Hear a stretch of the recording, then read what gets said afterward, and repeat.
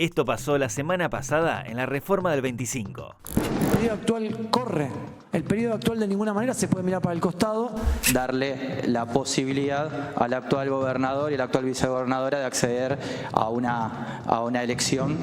Que no haya cláusulas ambiguas u oscuras. Que en ningún caso, una vez ejercidas los 2 mandatos, podrán nuevamente ser elegidos.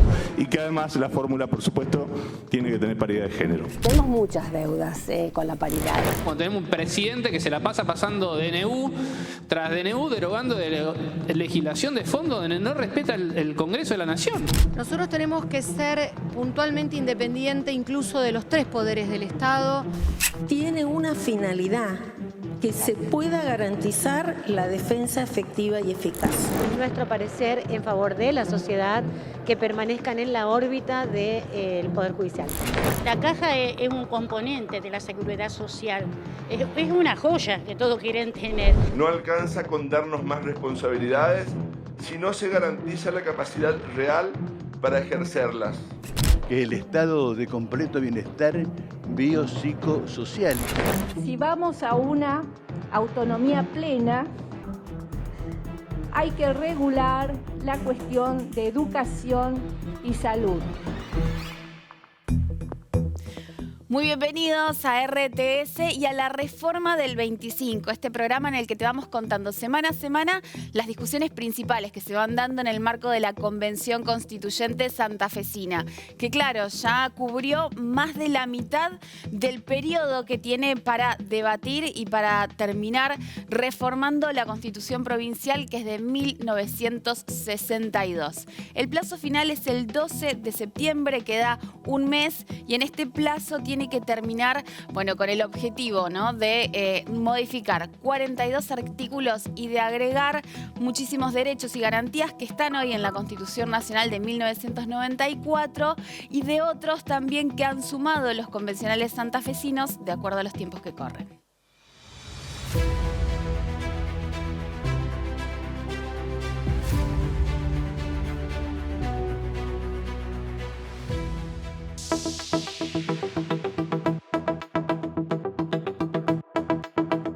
La novedad más importante de esta semana se dio en la última jornada.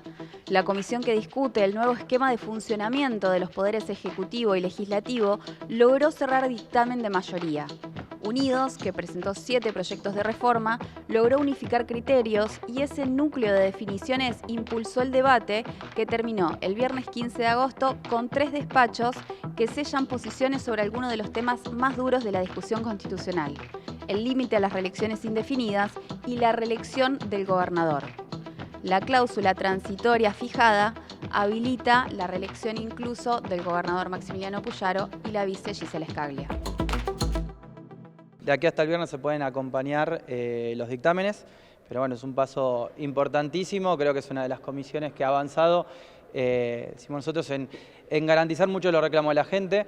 Hoy dimos por sentado el límite a los mandatos en la provincia de Santa Fe, que es uno de los pasos y uno de los ejemplos que vamos a tener a nivel nacional en nuestra Constitución. Poder legislativo, donde bueno, vamos a tener un límite de 2 mandatos, que es uno de los temas centrales más importantes que tenemos en esta reforma. Lo mismo va a suceder, la posibilidad de 2 mandatos para el gobernador, con las cláusulas transitorias que se van a adaptar para cada caso. Vamos a analizar, diríamos, finalmente si se han incorporado algunas de las inquietudes que hemos planteado. Eso seguramente va a ir definiendo la posibilidad de suscribir el dictamen de mayoría o incorporar un dictamen de minoría con los tiempos que tenemos, y que no solo tiene que ver con esta comisión, sino que es la dinámica que se va a dar el Frente Más para Santa Fe. Hay mucho de lo que ha tenido que ver en esta comisión donde tenemos coincidencias, y hay otras cuestiones que obviamente se han ido modificando sobre la marcha. Nosotros considerábamos que no era lo correcto y que era apresurado suscribir un dictamen de mayoría en este momento. Eso no significa que no tengamos posiciones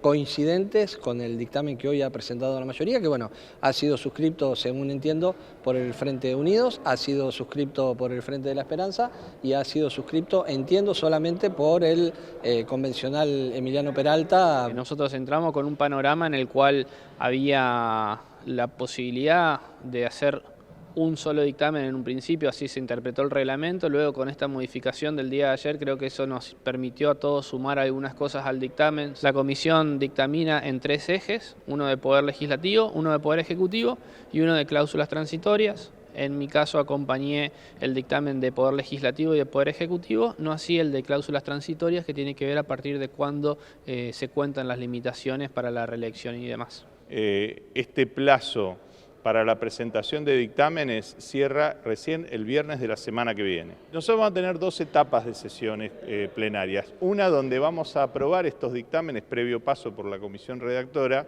y luego, con todos los dictámenes aprobados en el Pleno, la comisión redactora va a emitir el texto final de la Constitución reformada y eso luego se va a volver a poner a votación, ¿no? Porque bueno, ese es el mecanismo con que usualmente se reforman las constituciones como esta, ¿no? Los plazos, al ser tan ajustados, pasan a ser una parte central de esta discusión. Esta semana cerraron justamente las audiencias públicas en las que se escucharon a cientos de oradores en cada una de las comisiones y por temáticas. Ahí pudieron escuchar las intervenciones también de la ciudadanía y de distintos organismos de la provincia interesados en la discusión de la Carta Magna que se está dando y además pudieron, elevar las propuestas también a los convencionales que los tienen que ir incluyendo en los dictámenes de cada una de las comisiones. Pero insistimos con los plazos, son importantes porque cada una de las comisiones tiene solamente hasta el viernes que viene para presentar los despachos. Para lograr mayores consensos en cada una de las comisiones, en la última sesión se definió que cada comisión puede elevar dictámenes o despachos por temas o por artículos. Cada comisión puede definir exactamente cómo lo elabora, justamente para habilitar mayor nivel de discusión, y era además un reclamo que había hecho la oposición. Realmente no hacía falta cambiar el reglamento para volver a decir lo mismo. Es decir, no se resolvió lo que nosotros planteamos, que había que poner unidades temáticas, que nosotros teníamos que tener ya de antemano saber cuáles son los temas de la Constitución que se van a dictaminar, teniendo en cuenta la relación de temática de cada uno de ellos, no en función de las firmas. Aporta que va a salir una Constitución que tenga una cantidad mayor de consensos y de votos positivos, porque como estaba programado, como estaba preparado, si me venía un paquete de 10 artículos en donde yo no coincidía en 2, pero sí coincidía en 8, te votaba en contra los 10 completos, porque no podía votarte esos 2 que yo no coincidía y que a lo mejor eran artículos muy importantes, todos son importantes, pero algunos de mayor relieve que otro. Esto de separar por tema y de sectorizar también esas instancias me parece que le da una mayor amplitud a poder acompañar lo que coincidimos. Y además se definió un nuevo esquema de trabajo. A partir de la semana que viene, cada comisión, una por día, se va a tener que reunir y solamente en esa misma jornada ya elaborar los despachos. Puede ser uno de mayoría y varios de minoría, y además recordemos que pueden ser temáticas. La idea es que para el jueves ya la comisión redactora tenga los despachos de todas las comisiones para empezar a trabajar. A partir del 25 de agosto y hasta el 7 de septiembre, los convencionales en sesión plenaria van a tener tiempo para aprobar los textos que haya enviado la comisión redactora de cada una de las comisiones. Luego, en esos últimos 3 días que quedan antes de finalizar la convención, tendrán que aprobar el proyecto final, que es el compendio que realiza la comisión redactora de los textos aprobados.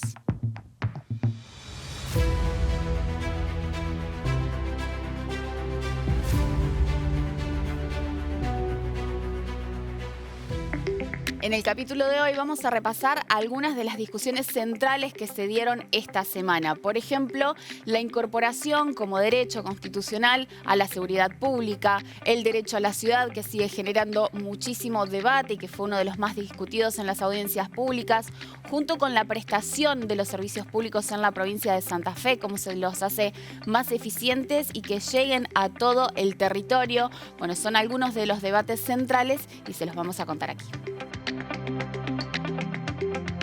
Arrancamos con un repaso que hicimos con David Narciso en Tres Poderes respecto de algunos de los temas más complejos de las estructuras del Estado, Poder Ejecutivo, Legislativo, Judicial también. Esto es lo que opinan los distintos bloques. volvamos al jueguito que venimos haciendo. Comparativo. Tenemos placas para contarles. A ver, ¿qué proponen desde los distintos espacios respecto del cobro de tributos? Sobre todo para los municipios. Lo vamos a pensar en el contexto, además, de esta discusión por autonomía municipal que se está dando. Bueno, los empresarios son los que están batallando mucho, ¿no? Esto, ojo con lo que van a hacer con la reforma constitucional, con la autonomía municipal, nos van a cobrar más impuestos, nos van a poner dobles impuestos, etcétera, etcétera. ¿Van a poder los municipios cobrar impuestos o no? Mirá, estamos comparando proyectos, aclaramos, los originales. La Unión Cívica Radical dice sí, los municipios pueden cobrar los impuestos siempre y cuando haya articulación con niveles de gobierno para que no se superpongan. Bueno, el PRO, por ejemplo, no lo menciona, lo dejó a ese tema. Cuando no están en los proyectos, generalmente es porque dejan abierto a futuros acuerdos y quieren ver un poco cómo viene el camino. Yo te digo, me parece que el PRO no quiere que los municipios cobren impuestos, fiel a su idea. Y si no lo menciona es para no entrar en contradicción abierta, a lo mejor con los proyectos que plantearon la UCR y el socialismo dentro de Unidos, porque el socialismo también, en coincidencia con lo de la Unión Cívica Radical, plantea que sí, que los municipios tengan la potestad de cobrar impuestos, y también dice, ellos hablan de coordinación interjurisdiccional, lo cual a mí me remite que es no solo con la provincia, sino con los municipios de los demás municipios. Hablando mucho, ¿no? de las regiones también, sobre todo en las áreas donde hay muchas fábricas, empresas, áreas muy productivas.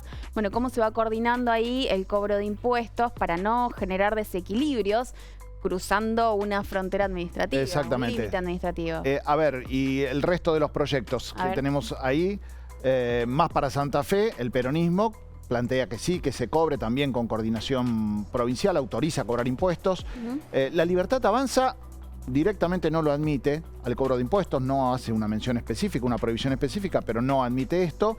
Pero en las alocuciones que hemos escuchado, por supuesto, están en contra. Sí. Y Somos Vida y Libertad no lo menciona directamente, pero porque no se mete con autonomía municipal en su proyecto. Esta fue una de las particularidades que contamos en ediciones anteriores. Bien.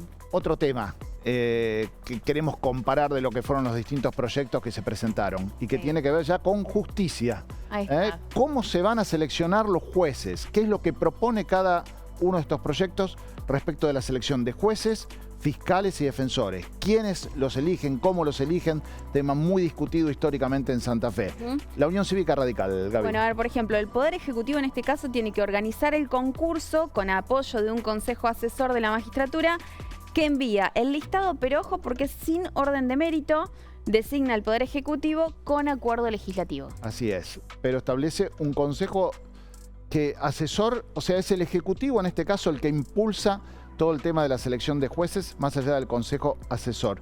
Y reivindica lo que hay actualmente, esto de los que aprueban van todos al escritorio del gobernador y el gobernador elige, sin orden de mérito ninguno. Mucho más amplio el poder discrecional ahí del Ejecutivo. Exactamente.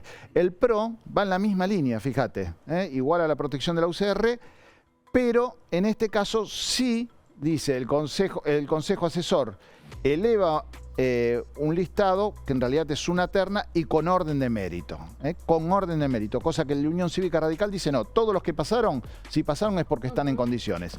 Y el Partido Socialista ahí sí dentro de Unidos viene una diferencia. Va a haber que ver este dictamen cómo sale, va a ser uno de los puntos difíciles.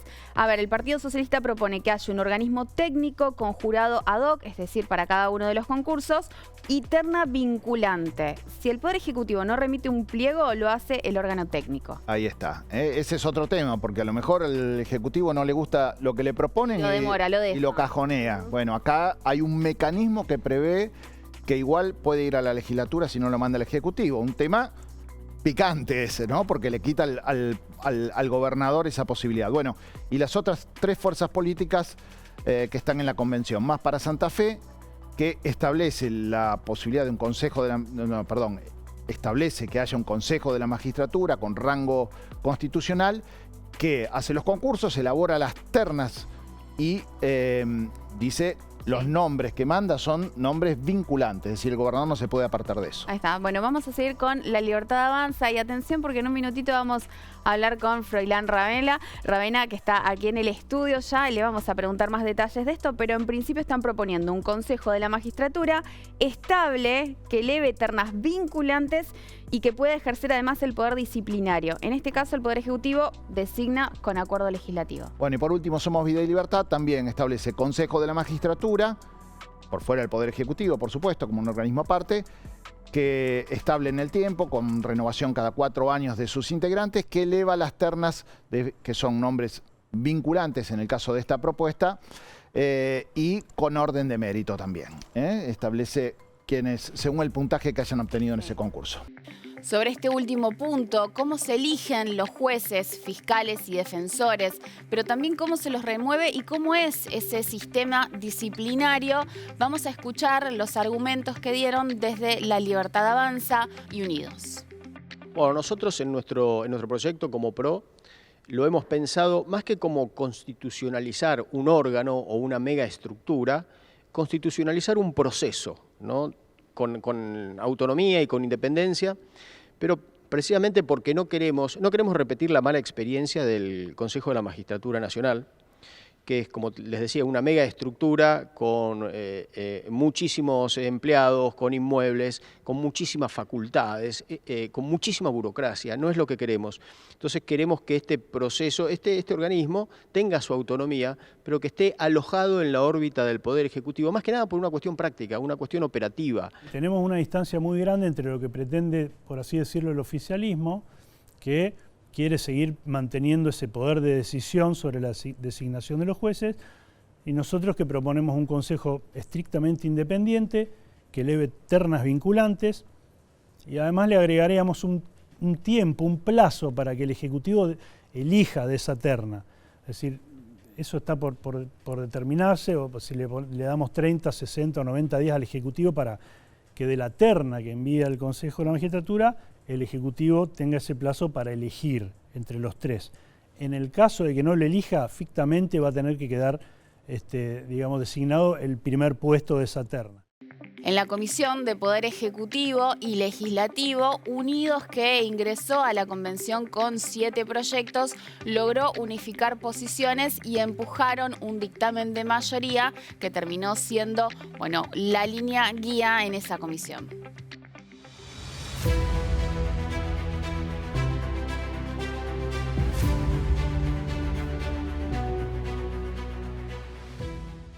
Uno de los nuevos derechos que será incorporado a la futura Carta Magna en Santa Fe es el derecho a la seguridad pública. Claro, en 1962 no era un tema en agenda, hoy sí lo es y se convirtió en una de las novedades políticas de esta convención. Todos los espacios políticos coinciden en que la seguridad tiene que ser un derecho garantizado en la Constitución. La diferencia entre las posiciones y los argumentos tiene que ver con la extensión de la responsabilidad del Estado, en este caso, y también en cómo se le da mayor visibilidad a las víctimas y el acceso a una justicia reparadora. Entonces, ¿por qué decía que lamentablemente entendimos que necesitábamos este derecho? Porque realmente cerramos un año 2023 con 248 homicidios. Y sí, eso mide la seguridad en una provincia. Porque estábamos por arriba, muy por arriba, al doble de la media nacional, tocando países centroamericanos que no tienen el ordenamiento jurídico que tenemos acá. Y cerramos un 2024 con 120 homicidios en la provincia. Es decir, un 56% menos. Entonces, sí, esto hace a la seguridad de las personas, porque realmente no da lo mismo 128 vidas más o 128 vidas menos. Vemos activamente que esto se ve reflejado y que estos números no son una fantasía, que el aumento de patrulleros en la prevención policial de 20 patrulleros en Rosario en el 2023 a 210 en el 2025 es una política de Estado y es una política que la ciudadanía tiene que poder exigirle a su gobierno. Hablamos de entre un 30 y un 40% de descenso en los delitos predatorios. ¿Qué quiere decir esto? La cantidad de gente que sale o no sale a la plaza. Para nosotros es un tema central. Ustedes saben, yo vengo de la ciudad de Rosario, una ciudad que hace por lo menos una década que vive un ciclo de violencia muy complejo, estructural, y por ende creo que tenemos una gran oportunidad en este debate de la Constitución de poner en el centro de la escena algo que está hackeando no solamente la vida en mi ciudad, en muchas ciudades de la provincia, sino en todas las grandes ciudades de América Latina. La seguridad es una de las principales amenazas, o la inseguridad, a la democracia en nuestro continente. Y no basta con que nosotros pongamos en el texto constitucional que es una responsabilidad del Estado, si después el Estado en la vida cotidiana de las personas no aparece. Porque hoy contamos en la provincia, Lucía Masneri me puede controlar lo que digo, si es así, cerca de 12.000 presos, llenas las cárceles en una situación bastante mala, por no decir pésima, muchas con hacinamiento. Es un momento que hay que tomar en serio esto y repensar el sistema y tener en cuenta algunos mecanismos que tengan que ver con la construcción de un sistema de justicia restaurativa que va directamente relacionado con la participación de las víctimas, porque queremos a las víctimas en el sistema judicial o en la reparación integral y todo esto, pero no se les da realmente desde el sistema judicial penal una participación real que busque una solución genuina de los conflictos, que no es solamente dar la respuesta punitiva del encierro. La Comisión de Régimen Municipal recorrió las ciudades de Reconquista, Rosario y también la capital provincial con audiencias públicas que realmente fueron masivas y tuvieron muchísima participación. Allí, por supuesto, que se habló de la autonomía de los municipios en Santa Fe, esta propuesta en la cual hay muchas coincidencias, pero también algunos ajustes que son necesarios todavía discutir y que se van a ir saldando con los dictámenes, pero lo cierto es que entre las voces que se escucharon estuvieron los foros de intendentes, las áreas metropolitanas, que exigen también mayor reconocimiento en la Carta Magna. Sabemos que los intendentes tenemos el problema en la cercanía, y muchas veces los recursos están en provincia o en nación. La autonomía no significa para nada generar impuestos, al contrario.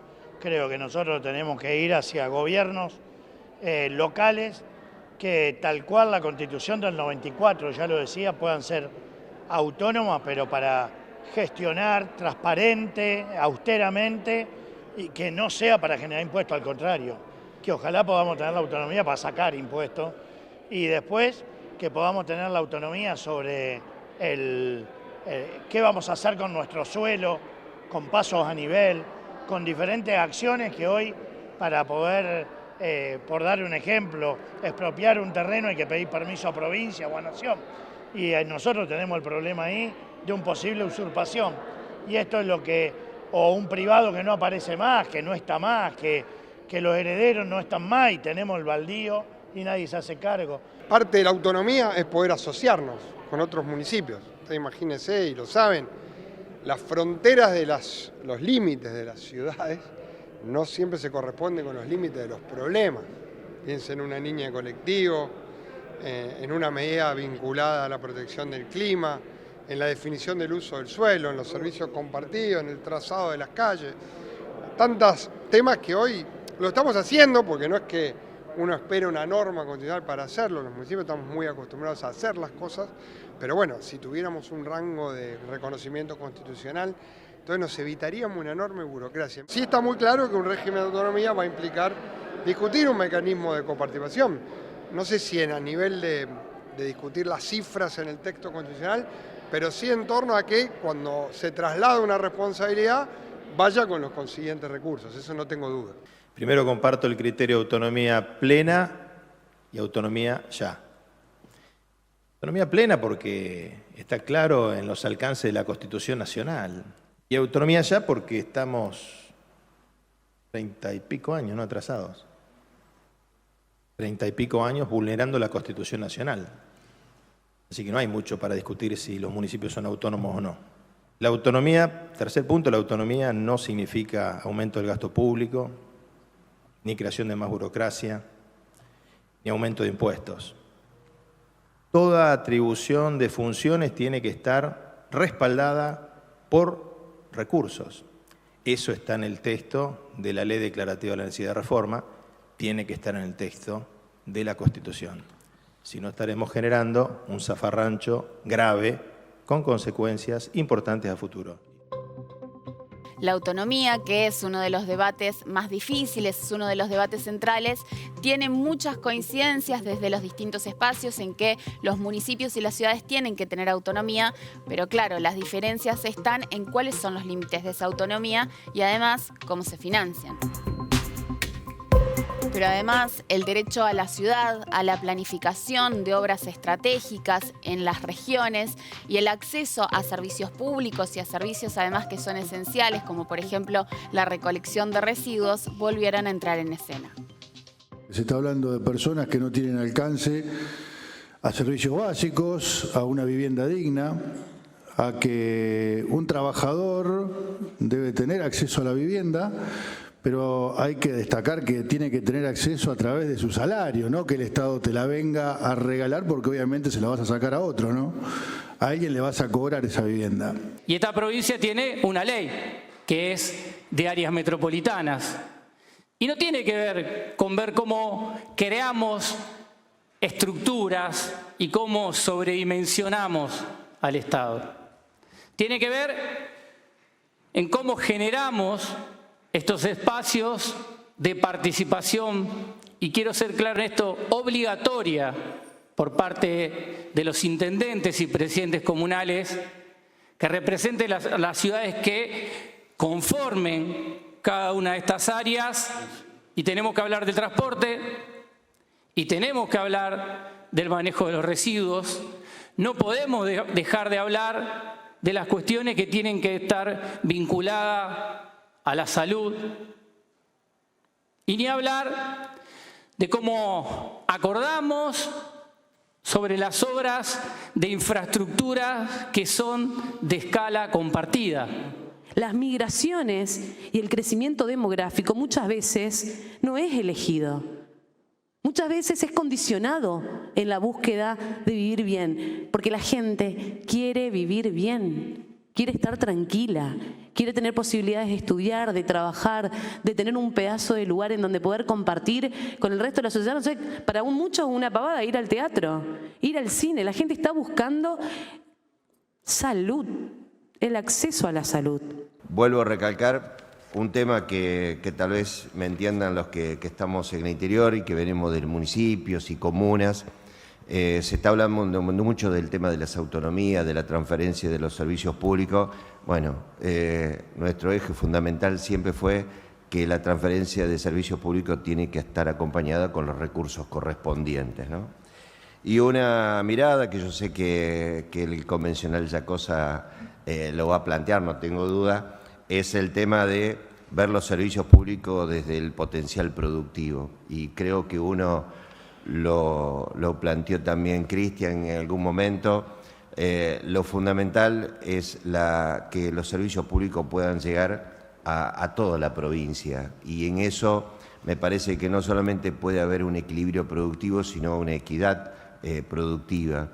Me parece que tener una estrategia activa del Estado es transformar a que los servicios públicos sean verdaderamente una herramienta política productiva. Y en este mismo sentido, también dejar establecido una idea. Al ser la garantía de un derecho a la satisfacción de una necesidad el objetivo fundamental de la prestación del servicio público, entendemos que en ningún caso el mercado por sí mismo puede satisfacer estas necesidades de manera igualitaria para todos los ciudadanos, y que necesariamente tiene que haber una participación activa y una intervención del Estado. Además, entendemos que tiene que haber una posición muy definida de proteger los activos del Estado provincial frente a lo que consideramos son nuevas olas privatizadoras que buscan de alguna manera poder modificar el estatus jurídico de las empresas del Estado. Entonces, presentamos un artículo específico que determine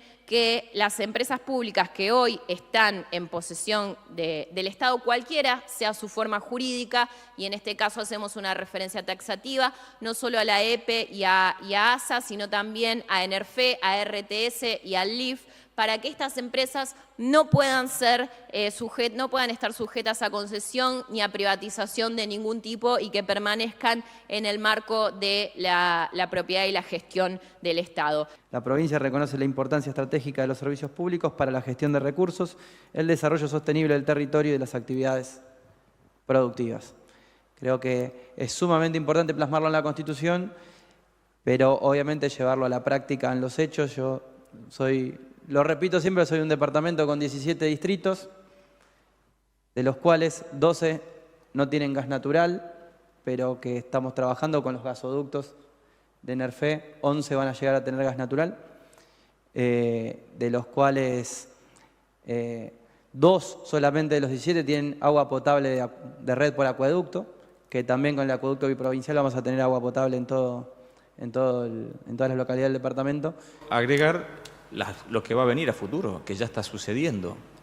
Esta provincia tiene ley de prosumidores, creo que fue la primera de la Argentina, donde ya cada persona en su casa puede tener su propio sistema, si quisiera, despegado, dependiendo de la inversión, pero cada vez las inversiones son más bajas para poder tener ese servicio y poder tener energía eléctrica no gratuita, porque hay que hacer un repago de esa inversión que uno hace, pero sí tener su propia energía. Y si quiere inyectarla al sistema, entonces vas a tener a un montón de privados siendo parte de todo ese ecosistema energético. Sin dudas, el eje productivo también atraviesa estas discusiones, sobre todo para quienes viven y gestionan en ciudades portuarias. Todas las divisas, todas las exportaciones, salen de acá las exportaciones y las divisas entran por la provincia de Santa Fe. Y en eso entendemos que es quizás el activo estratégico más importante que tiene la provincia de Santa Fe hoy. Solamente la provincia de Santa Fe tienen los puertos de la Argentina. Y creemos y entendemos que esa importancia estratégica, ese activo estratégico que tiene la provincia de Santa Fe, tiene que seguir intacto y tiene que darse un blindaje tal que permita aumentar esas inversiones en ese rubro, que permitan que la provincia de Santa Fe sea la más importante del país. Con la autonomía, Rosario tiene que llevarse la participación y la silla más importante en la mesa de lo que es actividades portuarias, obviamente en el puerto de Rosario. Nosotros entendemos que el Estado provincial o municipal fomentará la inversión privada para el desarrollo y mantenimiento de la infraestructura y los servicios públicos, eliminando trabas normativas y garantizando seguridad jurídica a los particulares. Y solo en caso de ausencia o insuficiencia de la iniciativa privada, allí tiene que estar el Estado, ya sea municipal o provincial, pero privilegiando también los esquemas asociativos de colaboración público y privado. No faltaron los cruces sobre cómo se fueron gestionando hasta este momento las distintas zonas productivas e industriales en cada una de las regiones. Lo que nos pasa en algunos de estos temas es lo que nos pasa con la coyuntura y la política nacional, en términos de que los antagonismos sirven a los que están en los bandos antagónicos, es decir, al peronismo y a la Libertad Avanza le sirve la confrontación y le sirven los extremos, y es lógico, porque finalmente de esa forma también se construyen identidades. No soy un teólogo en esto, pero bueno, es bastante evidente. Yo lo que quiero pedir es intentar levantar un poco la vara del debate en términos de sacarlo de la coyuntura política. Porque acá estamos haciendo una constitución. Yo creo que sí podemos llegar a acuerdos con el socialismo, con sectores del radicalismo, porque me parece que hay una base de los partidos populares que en algún momento de la historia todos supieron representar cosas y tenemos que ir a buscar ahí. Además de los convencionales, participaron concejales, los foros de intendentes, pero también sindicatos, consejos de profesionales, bueno, un montón de sectores interesados en plantear qué es lo que quieren para las nuevas ciudades en la provincia de Santa Fe. Si ya pasaron 60 años de una falta de actualización de los artículos, por supuesto, pero también de las diferentes temáticas, el deporte no tiene que estar fuera de esa agenda. El deporte hoy tiene, lamentablemente, no hablo del país, hablo en la provincia, programas que son realmente suficientes hasta donde se pueda, por supuesto, contextualizar y cómo se pueda graficar, pero le hace falta una herramienta más, que es que la Carta Magna le obliga al Estado a concebir al deporte con ese rango. ¿Por qué? Porque si vos tenés un rango constitucional con el deporte como obligación del Estado, no hace falta que un gobernador, que un intendente, que un presidente comunal diga, a ver, voy a buscar un programa a ver cómo lo puedo aplicar en mi ciudad. No, es obligación, estás obligado a que el deporte tiene que ser, dentro de un espectro gubernamental e institucional, una pieza clave para el desarrollo humano, para las habilidades, por supuesto, que tienen cientos y cientos de chicas y chicos que están desperdigados en toda la provincia. Y a lo que voy es que ya este año, a esta altura, 2025, hablar de rifas, hablar de bingos, hablar de apoyo, que el asadito, que el super bingo para recaudar un fondo para un pasaje, no, basta. Si estamos hablando y ya normalizamos que si no tenemos ese sustento económico no se pueden cumplir las metas de los deportistas, bueno, busquémosle esa herramienta que te dé la Constitución y que vos como Estado, bueno, si me obligan, lo tengo que hacer sí o sí. Es un poco lo que hablaba la locomotora cuando decía que había que consagrar en la Constitución la ley del deporte. Claro, la ley del deporte a nivel nacional no se cumple. Si vos ves el glosario, artículos 1, 2 y 3 de la 25.655, son cosas utópicas, porque te dice fomentar y desarrollar. ¿Dónde se fomenta? ¿Dónde se desarrolla? ¿Cuáles son los programas? Nuestra propuesta es defender las tierras fiscales en general de la ciudad y también de la provincia, porque tienen una función social y debe ser participativamente, que se debe definir junto con municipios y comunas a qué se deben destinarse, hay que darle otro destino. Hay una herramienta,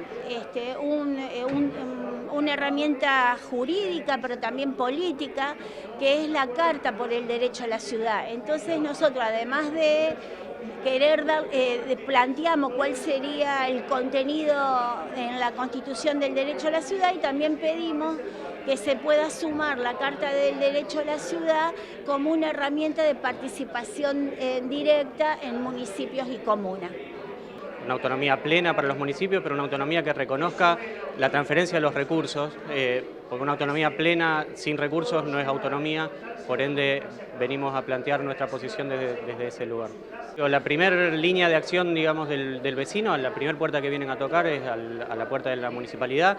La atención primaria de las principales problemáticas, digo, un municipio no agota su función en el alumbrado, barrido y limpieza, muchas veces tiene que abordar temas que tienen que ver con la seguridad pública, que tienen que ver con cuestiones de derechos humanos, que tienen que ver con atención a víctimas de violencia y que en esa primera línea de atención, si bien hay leyes que determinan de que la responsabilidad, si se quiere, es de otro orden, provincial o nacional en su caso, bueno, nada, los municipios por acción u omisión tienen que abordarlos y tienen que hacerse cargo de esas problemáticas, sí. La autonomía municipal implica principalmente que para que tengan recursos los municipios y comunas, la dirigencia política esté a la altura de que pueda gravar, come corta, de gravamen, a estos sectores que considera que son los que más pueden aportar. Los que vamos a municipios y comunas sabemos que a veces hay algunos sectores concentrados que para los presidentes comunales es muy difícil pedirles que tributen.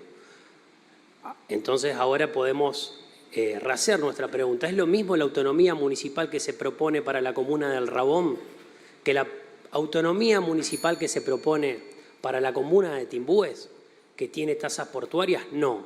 Entonces, en esto, que también se está discutiendo de que existirá una autonomía por grados, seguramente es muy importante la contemplación del convencional constituyente de que son distintas las realidades, del que el discurso de la autonomía municipal implica gestionar y hacerle pagar en algunos lugares a los que más tienen, que ya es muy difícil actualmente, y que no podemos meter a todos los municipios y comunas en la misma realidad. La autonomía municipal es sin duda una de las discusiones más sensibles en esta convención. Hay muchos puntos de acuerdo aún entre los distintos espacios políticos, pero sigue habiendo algunas diferencias sensibles sobre qué es lo que van a poder hacer o no de manera autónoma las ciudades en la provincia de Santa Fe.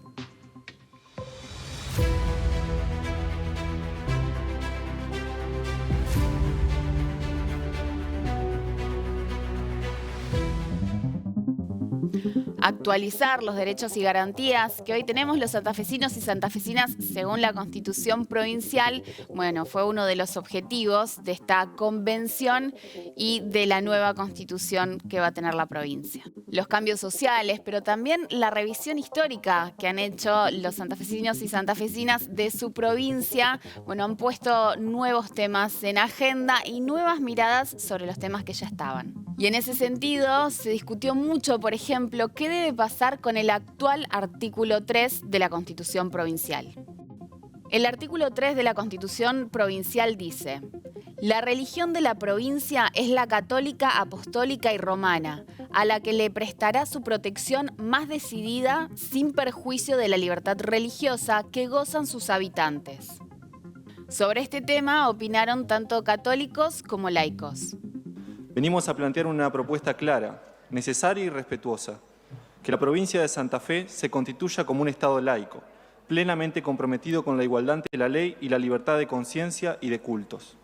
Que la Constitución que hoy tenemos el deber de reformar exprese con sencillez que el Estado no adhiere ni privilegia ninguna fe religiosa. Esto no es un gesto contra la religión ni contra sus instituciones. Todo lo contrario, reafirmar el carácter laico del Estado es la mejor garantía de libertad religiosa. La laicidad, en definitiva, no es un punto de llegada, sino un punto de partida, el marco desde el cual podemos garantizar la paz social, el diálogo respetuoso y el desarrollo de una ciudadanía libre, autónoma y diversa.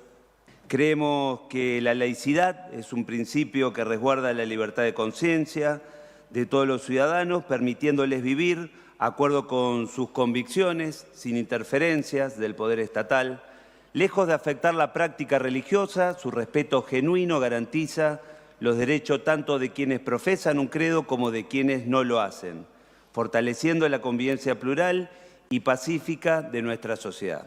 En esta provincia de 365 localidades, 50 no tendrían educación si no fuera por el privado, muchas de todas esas escuelas privadas, las mayoritarias católicas. Es un anacronismo pensar que el Estado no debe financiar la educación privada.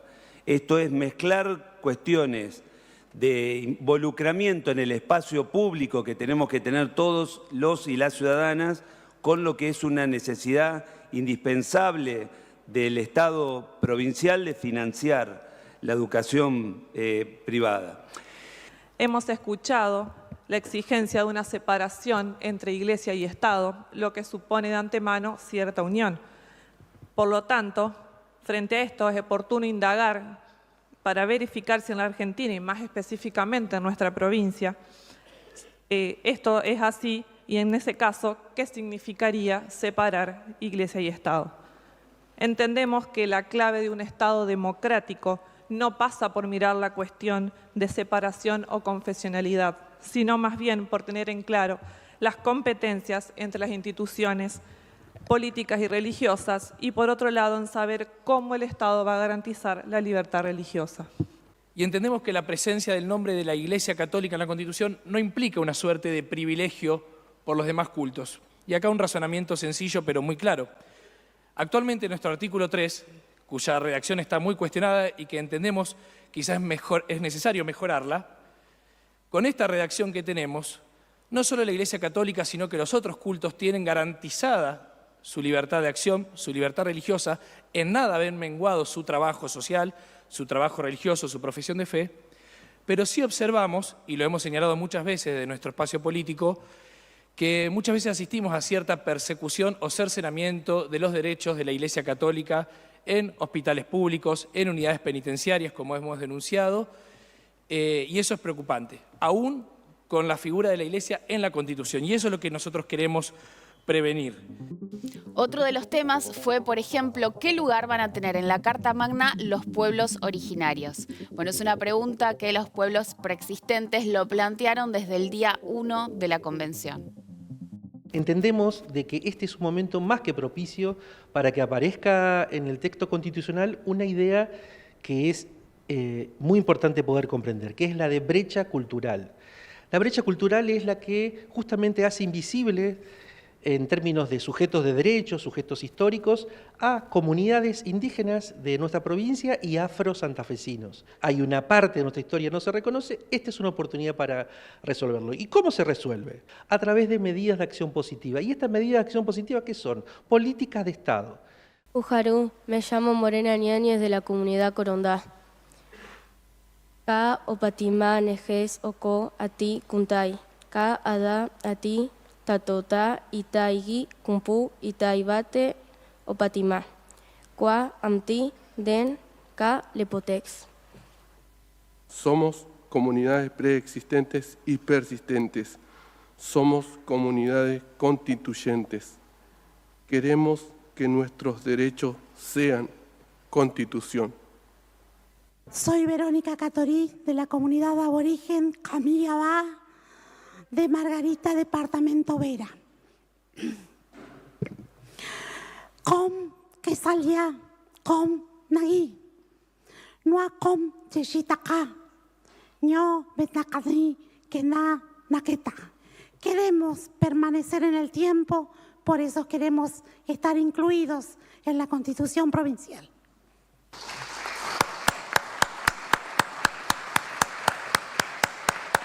Joico Nuncuy Jaruma. Los saludé en lengua cacán, soy Diaguita Cacana y les dije, siempre adelante, nunca atrás, libres.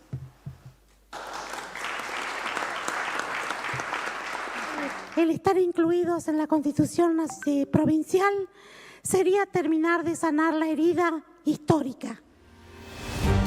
Bien, y así transcurrió otra semana más de esta discusión histórica en la provincia de Santa Fe. Quédense siempre aquí en RTS Medios para más detalles de este debate histórico y también con todo el resto de la programación.